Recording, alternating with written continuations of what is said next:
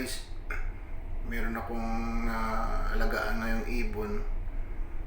Nahuli ko to sa labas kasi lumapit siya sa akin. Ganito rin nung nahuli ko siya, lumapo siya sa ulo ko.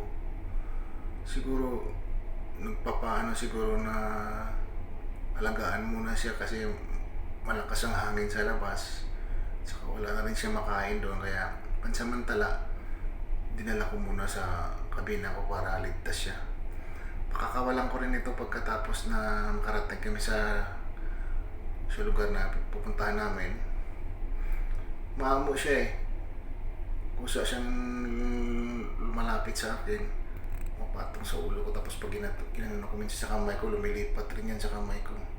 Yan o, lumilipat siya, tapos babalik na naman yan sa ulo ko pag medyo ano siya, maamo talaga. Yan.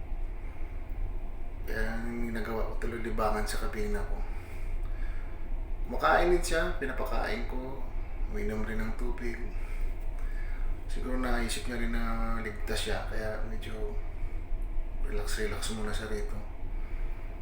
Nalilibang rin ako sa kanya dahil sa tuwing pagpasok ko sa kabina ko, lilipad yan. Pansamantala mo na lilipad, tapos dadapo sa ulo ko yan. Yan lang ano niya. May ilang araw na lang ano na ito, makalaya na rin ito.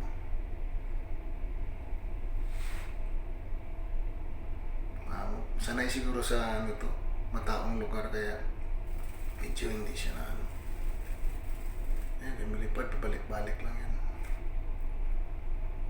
Kahit na doon sa labas, so may ano, sumasama rin sa akin to. Nabuksan ko na yung pinto. Lalabas rin yan. Pero pag nakita niya na pumapasok ako, papasok rin yan siya.